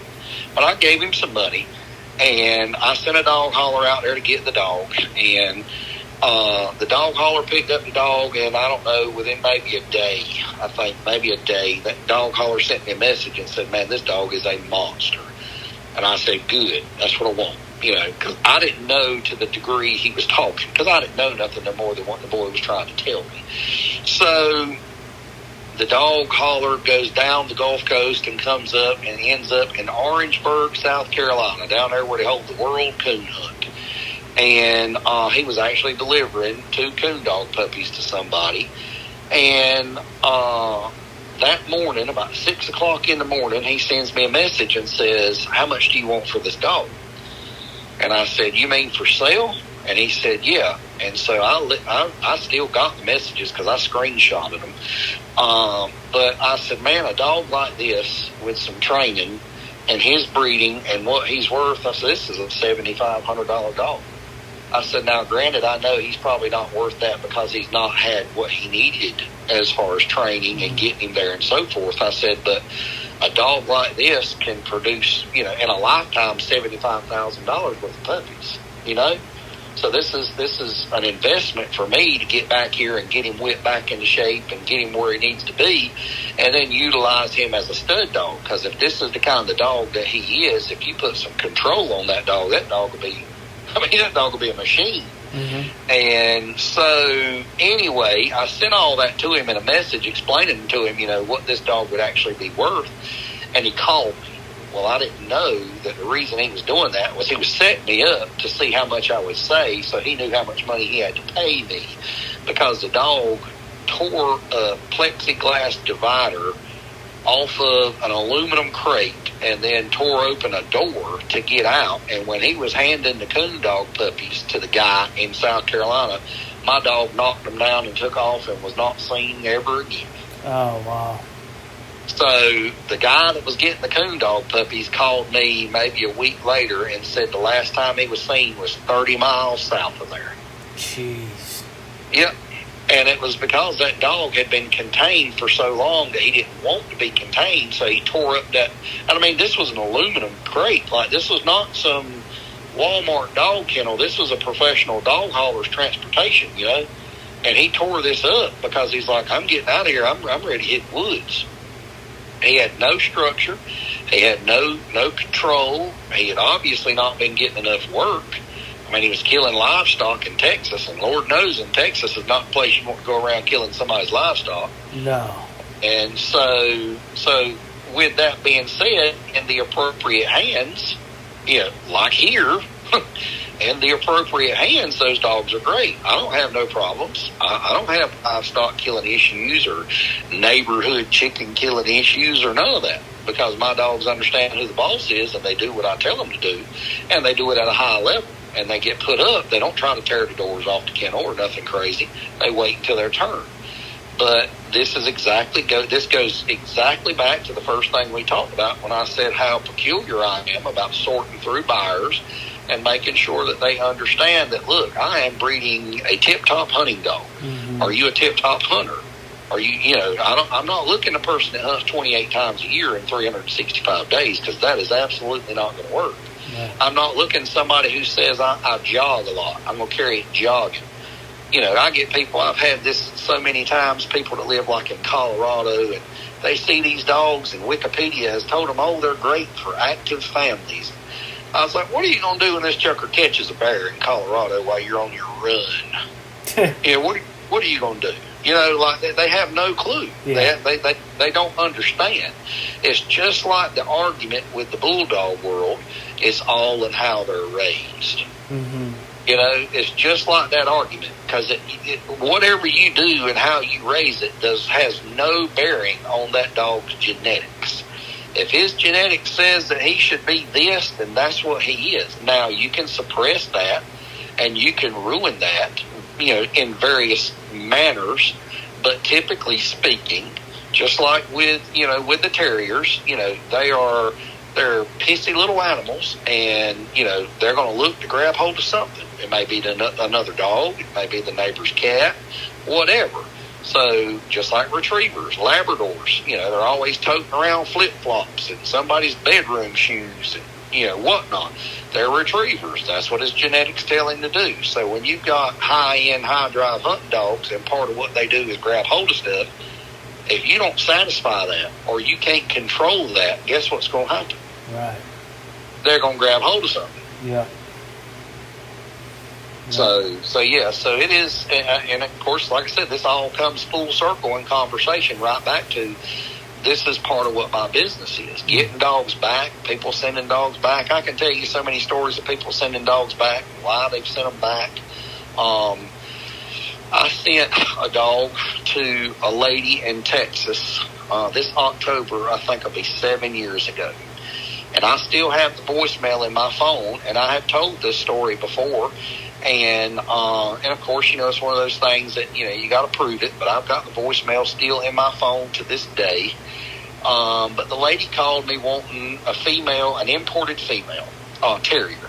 She had some American-bred males from a kennel that sells a lot of puppies, but they don't have nothing on their yard worth a bowl of dog food. But that's beside the point.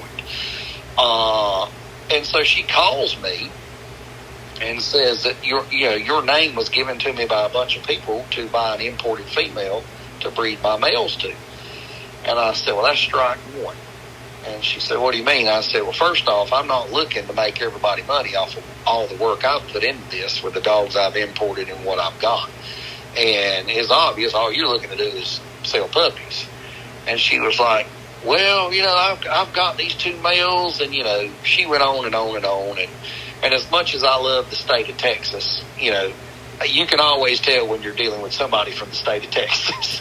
You couldn't tell this lady nothing. She knew everything, couldn't tell her nothing, whatnot. My dog's is badass, and I got them from so-and-so. And I was like, ma'am, I said, you don't own nothing even remotely close to what I own. If you bought dogs from there, I can assure you. I can assure you.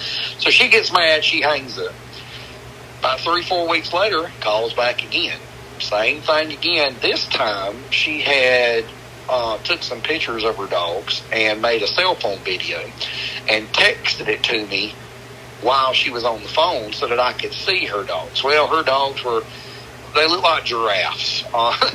They were not very well put together. They were not real stout built. They were spindly legs, long spindly snouts. They almost looked like miniature Dobermans and not terriers. They just weren't, robust and looked like they could take some punishment. They were just not very well built, in my opinion. And then the video come through, and in the video was this dog catching like a 40-pound pig. And I said, lady, my 16-week-old puppy's catch a 40-pound pig. And this is supposed to be your, top shelf stud dog. And I said, let me explain to you something. I said, what's going to happen is if you buy a dog from me and you breed them stud dogs there to that dog, and you produce a bunch of average Joe puppies, let's say, maybe they take more after the dad than the mama or whatever. Either way, they just turn out to be average Joe puppies. You know who's going to get the blame? Yeah. Me. Yeah. Me. I tell you what, that damn dog from Chris won't no good. I tell you what, and that's what's going to happen. I said, this is why I'm not selling you a dog, because you don't have no idea.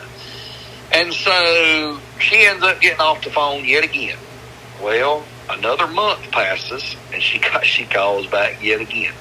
And same story, but this time very much more cooperative. I don't know who she was talking to, but basically somebody was like, look, this is what you got to do. And so we talked for a right good while, and I explained to her, like, look, I don't think you realize what you were asking for, and I don't think that you do enough to even satisfy one of my dogs, and so on and so forth. So we go through this spiel for a while, and I said, look, I don't have nothing for sale. I said, if I sold anything, it would be this one dog right here. I said, I've been waiting on her to come in heat. She's not come in heat. You can get her and try her. This is what I want for her. Here's the deal. This cut and dry. This is what it is. If you want the dog to try it, see if she'll come in heat for you. She hasn't been in heat for me. And, of course, in the universe that is my world, the way things work for me, that dog got there and come in heat a week after landing there, won't you know. And next thing I know, she's selling $1,000 puppies off of this dog. Of course, has no idea what she's doing. But the kicker to this story is I carried the dog to the vet, done all the vet work, flew the dog from Raleigh to Dallas and Dallas to Houston. And Houston is a big animal hub for a lot of airline cargo for animals going east and west across the country. Mm-hmm. Dogs, cats, birds, rabbits, whatever, going back and forth. Well, when that dog landed in Dallas, they loaded that plane with the animal cargo that was connecting in Houston to go elsewhere. And during the flight from Dallas to Houston, which I couldn't imagine being more than about an hour or so, that dog ate her airline-approved kennel and got out. And then eat into every kennel and cage on that plane and killed everything living in that plane. And I still have the voicemail in my phone with her explaining that. And the whole 9 yards got evidence. And so I called her and I said, Stephanie? She said, yeah. I said, what's going on? She said, well, they're doing an investigation right now. And, she was kind of a little bit uptight. She said they got to look into it, this, that, and the other, and right now they're washing out the plane. I said, washing out the plane? She said, yeah. She said, yeah, they're washing out the plane. And so I talked to her for a few more minutes, and we started to kind of wind down our conversation. I said, Stephanie, I said, now do you understand why we had the phone calls that we had? Yes, sir. I said, now do you understand that you don't own what I own? Mm-hmm. Yes, sir. I said, the dog hasn't even made it to your yard, and you've already got a problem. She said, yes, sir. I said, now are we on the same page? Yes, sir. I said, okay. I said, you don't own what I own. Yeah. So, and the thing is that dog under supervision would have been no problem. Right. But you lock that dog in a room with nobody there, which essentially is the belly of the plane, cargo bay of the plane, luggage bay, whatever you want to call it. Lock that dog in there, and then, of course, strap down every living thing next to it, and then fly, And, of course, the airlines probably don't know what these breeds are and what they're like or whatnot. But I got a whole collection this is something that some people that know me and know my dogs know, but when I bring dogs over from Europe, some of those dogs that I get are so hard and so hot that when they get to Germany, before flying out of Germany to come to America, they have to build them special crates to send them to me. So I've got an entire collection of $600 and $700 German handcrafted wooden crates back there with locking doors and hinges and, funnels to pour the food into the crate because you don't want to open the door. So they got a water hose with a funnel nailed to the outside, and you pour the food in and it runs down the hose into a bowl that's nailed to the floor. So, and they would call, this crowd would call, and they'd call in the middle of the night because of the time zone difference, and they'd say, "Mr. Phillips?" I say, "Yes, sir." You have another monster. And I said, "Oh, yeah." May we use the card again? I said, "Yes, sir." So they kept my debit card on file, and they would charge me an extra $600 for basically a 3 foot by 3 foot, 3/4 inch plywood, screwed together box with doors with locks and hinges and big old holes screwed in there for air. And they'd have a funnel nailed to one side and a funnel nailed to the other side, and in the bottom they'd have a little bucket screwed to the floor and a little bowl screwed to the floor, and one was for water and one was for food, and they Hannibal Lectered that joker to the house. Oh, that's crazy. So I tell people that, and I had a dog that came here from over there that had to be shipped in a metal box, and I got a call from Chicago, and he had started tearing up his crate from Germany to America, and he landed in Chicago, and they had to catch him. And put him in a metal box, and this was another, like I said, it was about 3 foot by 3 foot box. That thing weighed 200 pounds, but it was a metal box with jailhouse doors that locked with a key, and they called me and said, "Hey, your dog's been a bit much. We got to put him in a special crate. Now, how do you want to pay for this?" I said, "I don't want to pay for this. Like, he's already here in America." They said, "Well, we got to get him to you in North Carolina." I said, "Well, that's fine." I said, "But can't I just leave the box there? Like, I don't need the big giant metal box." And the box was $1,000 for this metal crate. Oh, wow. And I told him, I said, I ain't paying it. Send him on. I'll leave it in the cargo facility. They can send it back to you in Chicago. And that's what they did. So, but that's why I tell people when I say, you don't own what I own. Yeah. And the thing is I can get that dog out with my youngin', and hey, my youngin' could handle him on a leash in the yard, and all that stuff. Any of my dogs could get them out, walk them up down the driveway, make them sit, make them stay, the whole 9 yards. But in the wrong hands, with not enough work, and the wrong people, and so forth, they will absolutely become a lawsuit. Yeah, it's a testament to really understanding the difference between a functional pet and a working dog. And I think there's so many people. I've had a lot of conversations that people get mad at what I'm saying. I say, "No, you don't have a working dog. You just don't." I mean, Yep. and I would never own a dog like that because it's not my nature. It's not what I would do with it. And that goes back to what you were saying about everybody getting along and, just fighting amongst each other and so forth is for me, a lot of my disdain for the dog world and whatnot is based around respect. Yeah.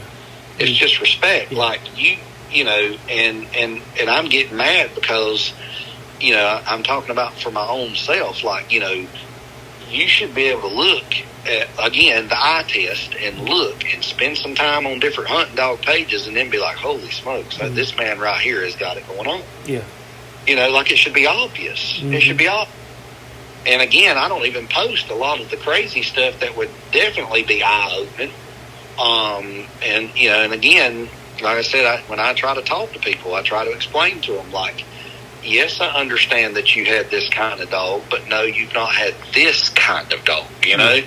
And of course, it comes off as me being an asshole because I try to tell him, you're not understanding. Yes, maybe you owned, let's just say, yes, you owned an AKC German short hair, but have you owned one of these here that, hits a boar so hard that she breaks her jaw in two, So it's a completely different thing. And like I said, it's about respect. Like, people should see that and understand like what it takes, because again, my whole entire life, it revolves around keeping, maintaining, satisfying, and working this type of dog.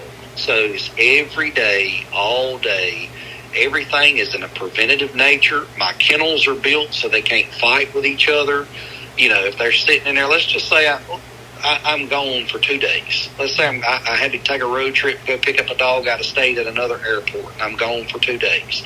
I've got somebody staying here taking care of the place.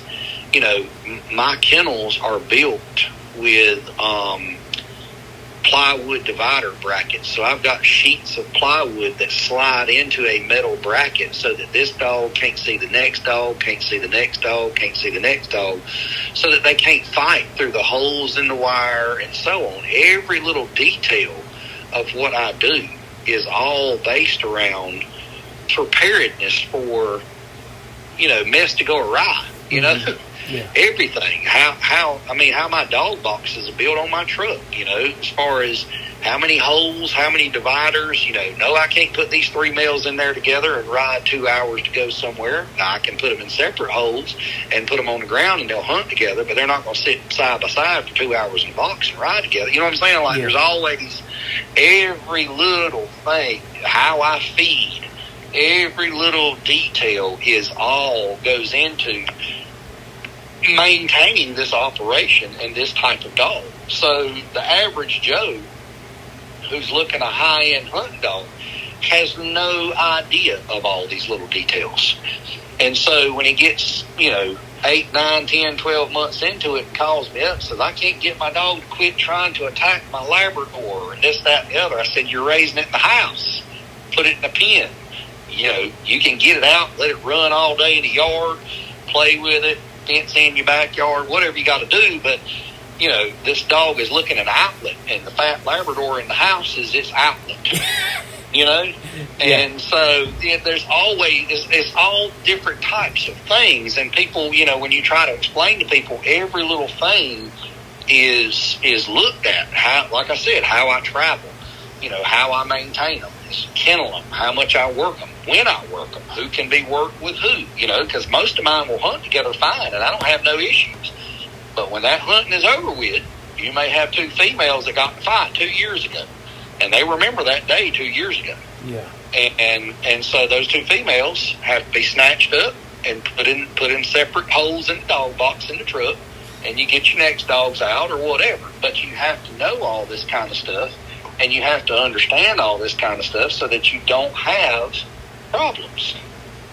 Yeah, definitely. But like I said, these dogs, these high-end type dogs like this, they can be as good as gold with people, and like I said, I got a 9-year-old son that plays with them, whatnot. I have no human aggression issues, no nothing.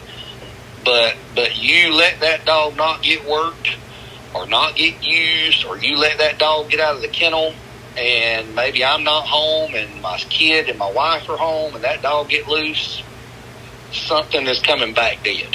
Yeah. So, that's just what it is. This is another story kind of tied to that. Before I had this guy start welding my kennels, I had bought some kennels and had them shipped here out of California. And I really, really liked the kennels, but they didn't last me as long as I wanted them to last. They were powder-coated, welded wire, but they had farmhouse-style doors. The double door. It splits in the middle and opens so you can lean over the bottom half and put food and shut it. Well, these kennels, like I said, were really nice because all I would do is open the top door and leave the bottom door, and so the dogs never made no attempt to try to get out, nothing crazy. They knew, sit, wait their turn, I'll put your food down. So randomly one day, apparently I must not have completely latched the top part of a door on one of my terriers. This has been several years ago, 3, 4, 5 years ago. And I got out there that morning and was feeding, and I was making my way down every kennel, because like I said, I got a lot of kennels, and so I'm going from door to door to door to door. And I look down the line, and I see one of the doors is slightly open, and I'm like, oh my God. You know, my heart sank, and so I walk down there and I look, and I'm like, son of a bitch, you know, like, he's not there. So I went ahead and continued feeding, and while I was feeding, I was calling his name real loud. And again, I live way back, you know, in the back of the woods and whatnot, so I'm calling, and I know a few people. I've only got a couple of neighbors that kind of live several hundred yards from me in different directions. And so I was like, what in the world is this guy doing? I'm hollering this dog's name and hollering this dog's name, and I'm going along and I'm feeding, and my heart's are racing. So I get done feeding, and I jump in the truck, and I ride up my path, and I'm calling, and I'm calling, and I'm calling. I drive into another path where I've actually got some farmland that is tillable farmland. So I'm driving down the farm path where the tractors enter my land, and I'm calling, and I'm calling, and I'm calling, nothing. I turn around and I ride up the road, and I'm like, please don't let me find this boy in the road. So I look, don't find nothing, come back down my driveway, and at this point I've probably spent at least 30 minutes at least looking for this dog. So I come back down the driveway, and I stop, and I call, and I call, and I call, and all of a sudden I look up there ahead of me, and here he comes. And he is as wet as he can be. And I said, get your tail over here, boy, you know, and I'm fussing at him, and it was my fault, because I didn't completely latch his door. It was me trying to finish up in the dark again, you know. And so I pick him up, throw him in the dog box. I drive down there, and I put him in his pen, and I latch the door and put his food down and whatnot. He's in there. And when I got done, I looked, and I had blood all over my arms and my shirt. So I walked back down there again, and I looked at him, and he was soaking wet.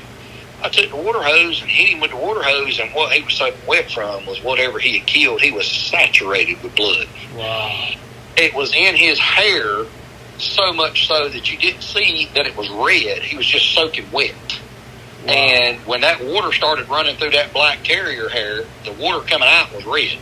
And I was like, I don't know what he got a hold of or where he was at, but whatever it was, lost. So that's the kind of stuff that happens if you do not cross the T's and dot the I's and everything every day the same way and have a plan. And like I said, so many people that have these dogs and this breed, and again, they're not all the same. That's one of my biggest things I preach, just like we've been talking about with the bird dogs. Yeah. There are varying levels of quality within these dogs because, again, what happens, they become popular.